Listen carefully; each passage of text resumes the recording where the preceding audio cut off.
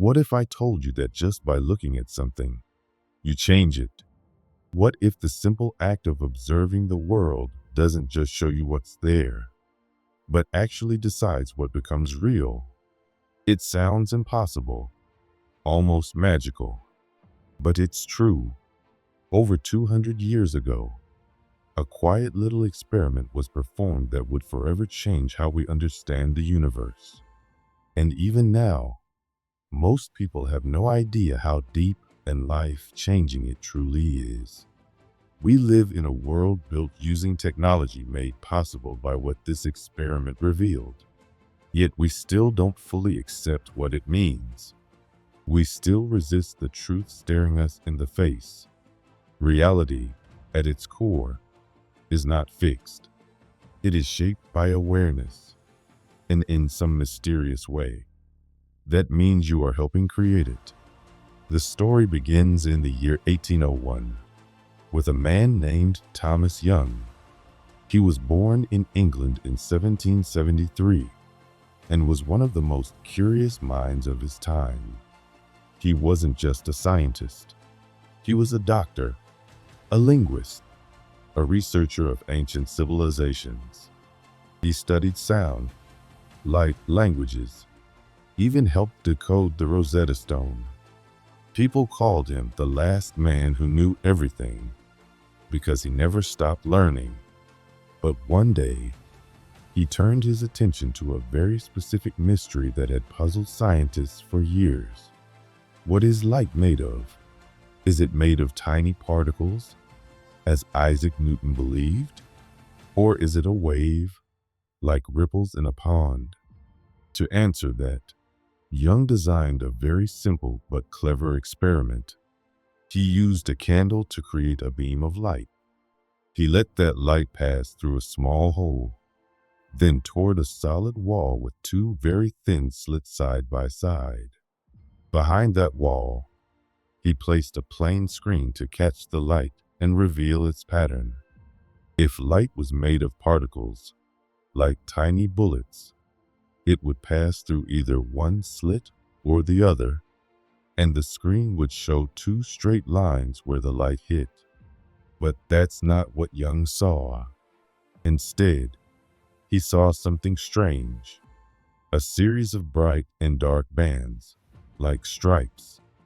This is called an interference pattern, and it only happens when waves overlap.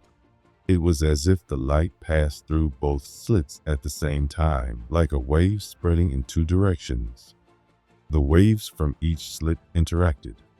Some merged to make brighter spots, while others canceled each other out to make darker ones. The result was proof that light behaves like a wave, not just a particle. This simple experiment shook science. It showed that the nature of light, and maybe all matter, was far more mysterious than anyone had imagined. But that was only the beginning. More than 100 years later, scientists revisited Young's experiment. This time, they used advanced tools and fired tiny particles, like electrons and photons, one at a time at the two slits. And what they found was shocking.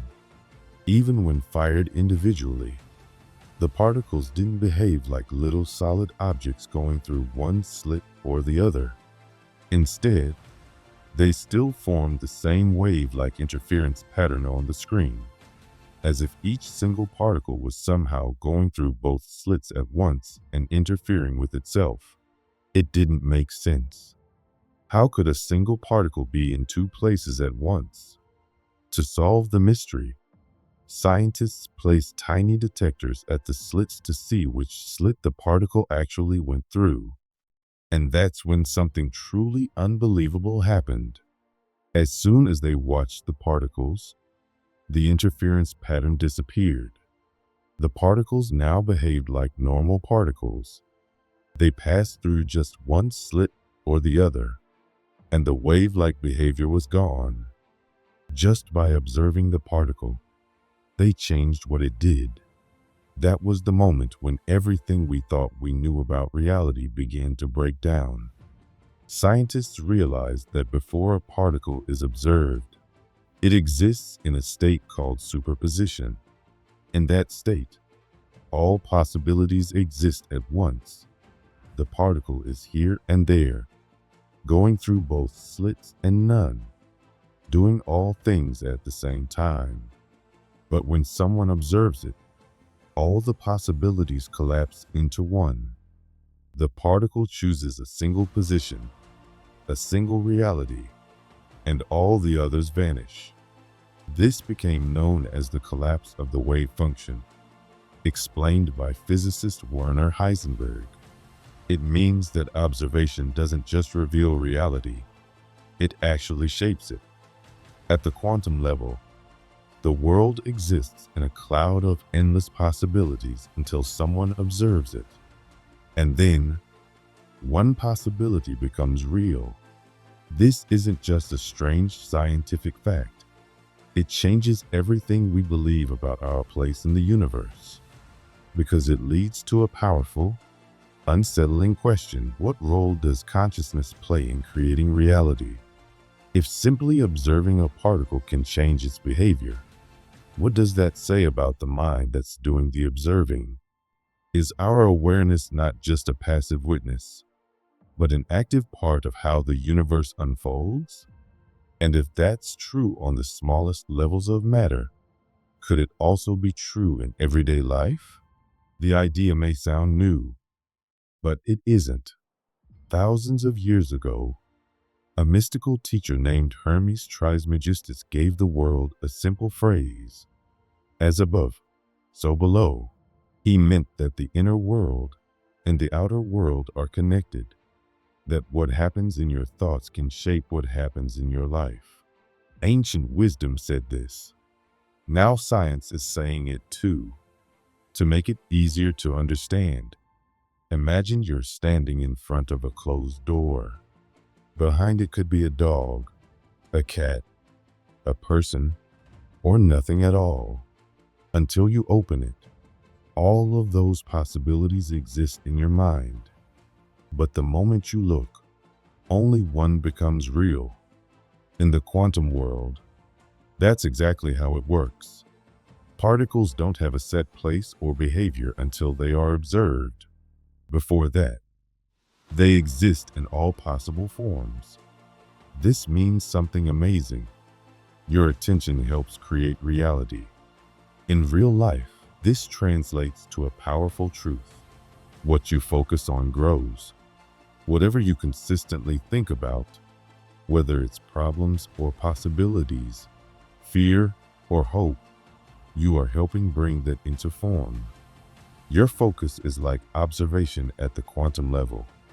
It collapses possibilities into experiences. It brings thought into matter. If someone spends all day focused on debt, pain, or failure, their life begins to reflect more of that.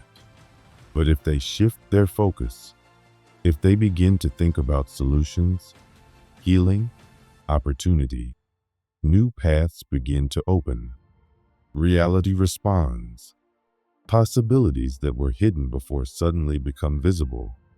Why? Because they changed what they were observing. They changed where their mind was looking. The power of the double-slit experiment is not just about particles. It's about how you live.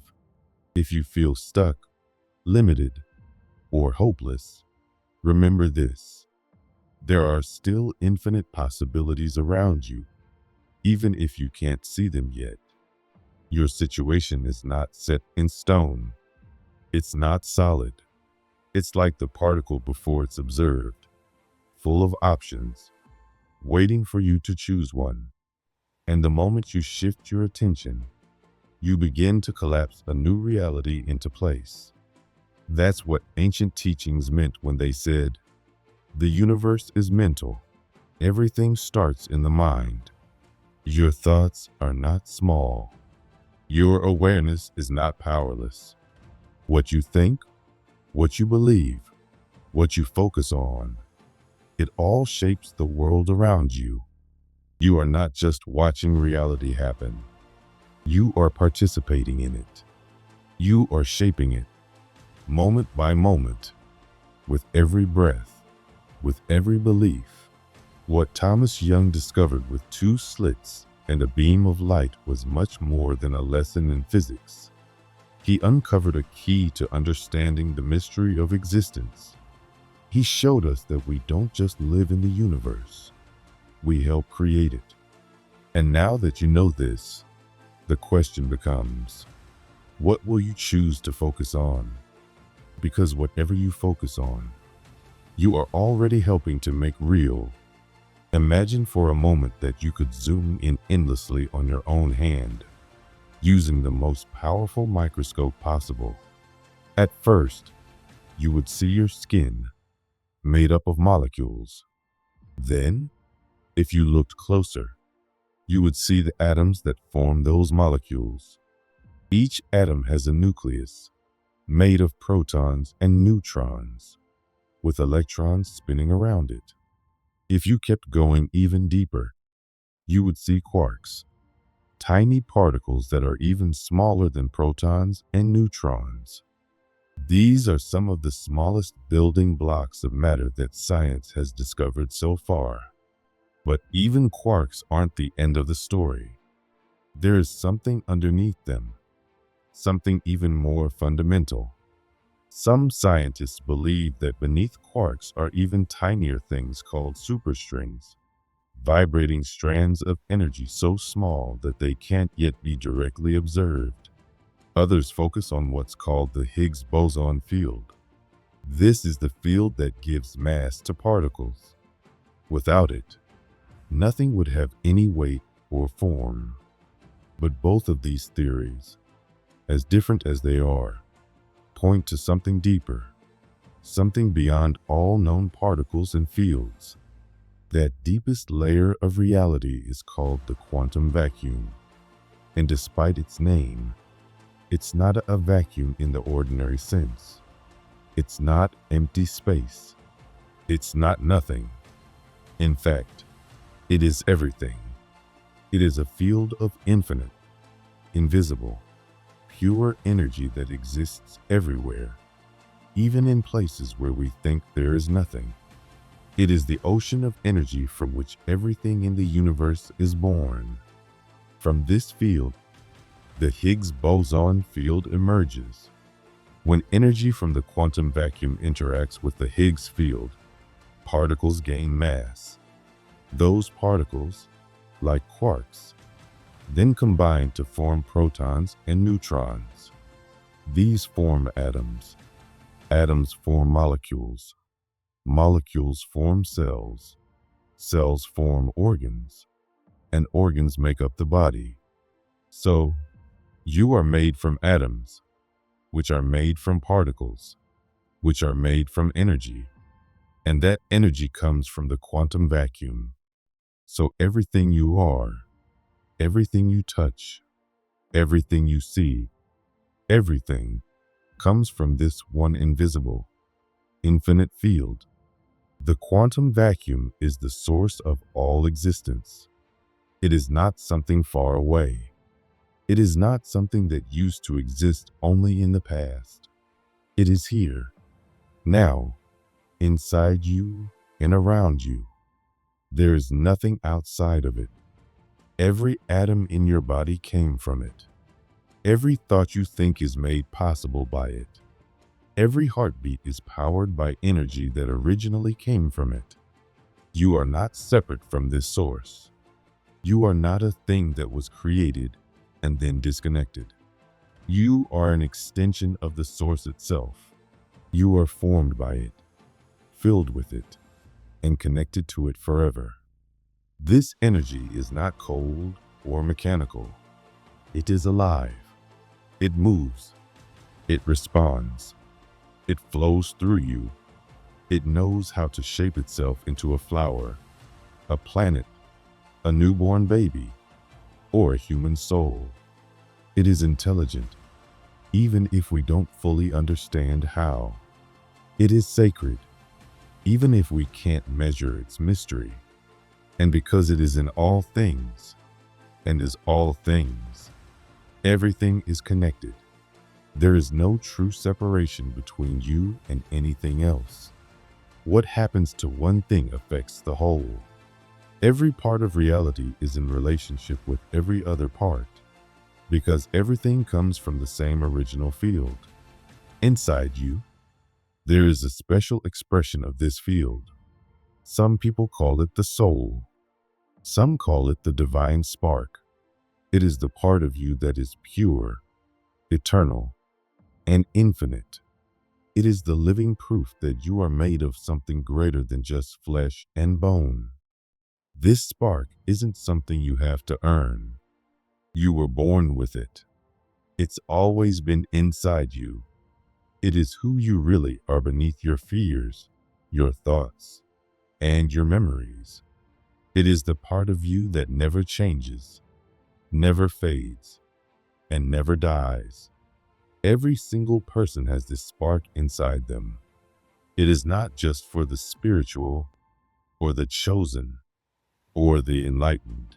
It lives in the hearts of every human being, whether they realize it or not. But not everyone feels it. Many people forget. Many people live their whole lives believing they are alone, disconnected, powerless. This forgetfulness is the root of all suffering. When people forget the truth of who they are, they feel lost. They begin to chase things outside themselves, looking for love, meaning, or power, not knowing it was already within them all along. The moment a person begins to feel the divine spark within them, everything starts to shift. That feeling is what people have called enlightenment. It's not about being perfect or knowing all the answers. It's about remembering. It's about feeling in your bones that you are not separate from life, not separate from others, and not separate from God. That feeling brings peace. That feeling brings clarity. That feeling brings love. Not just love for others, but love for life itself. But to feel that, you must let go of control. You must stop trying to figure everything out with your mind. You must stop trying to make everything happen on your own. The ego, the voice in your head that says you are separate, that says you are alone, that says you must struggle, needs to be quieted. It doesn't need to be destroyed. It just needs to be set aside so that the spark inside you can rise to the surface and guide your life. Letting the spark lead doesn't mean doing nothing. It doesn't mean sitting around and hoping things get better. It means showing up fully in life, with your heart open and your intentions pure. It means taking care of your body, because your body is the vessel through which the spark moves. It means learning, working, and doing your part with love, clarity, and presence. It means walking through life not as someone who is lost, but as someone who is deeply guided from within. When you live this way, problems don't disappear, but they become easier to face. Challenges no longer feel like punishment. They become part of the path. Pain no longer feels meaningless. It becomes part of your awakening. Suffering begins to fade because suffering is simply the resistance to truth. The more you accept that everything is connected, that everything is sacred, the more peace you will feel. The biggest illusion is the illusion of separation. When we believe we are separate from the universe, we suffer. When we believe we are separate from each other, we hurt one another. That belief is the root of every war, every injustice, every form of cruelty that exists. People harm others because they have forgotten that we are all made of the same energy. They have forgotten that when you hurt another, you hurt yourself. When you lift another, you lift yourself. Now think about the words we use to describe God. We say God is everywhere. We say God can do anything. We say God knows everything. This matches exactly what the quantum vacuum is. It is present in all things, making it omnipresent. It holds infinite potential, meaning it can become anything, which makes it omnipotent. And it is part of everything that happens, meaning it sees and knows all, which makes it omniscient. So when we talk about the quantum vacuum, we are talking about the same reality that religions and spiritual traditions have called God, the creator, or the source. This is not just theory. This is truth. This is the core of existence. And one day, this truth will be widely known and understood. One day, children will learn in school that they are made of energy, that they are part of something infinite and sacred. Just as gravity is now accepted and taught, the reality of the quantum vacuum will also be accepted. It will change the way we live. It will change the way we love. It will change the world. Right now, not everyone understands it. Just like people once resisted the ideas of Newton or Einstein, many resist the idea that everything is energy and that we are one with it. But truth always rises. Light always finds its way through the cracks. As more people awaken, the old way of seeing the world will fade, and a new world will be born, one based not on fear or control, but on truth, connection, and love. You are not small. You are not helpless. You are not separate. You are a living expression of the divine. You are a flame of the infinite. You are the universe knowing itself through human eyes. And the more you remember this, the more everything begins to make sense. Life becomes sacred again. The world begins to heal. And you begin to feel what you always were, a part of the all, forever loved, forever held, and never alone. Let this be the truth that guides you forward. Let this be the truth you never forget.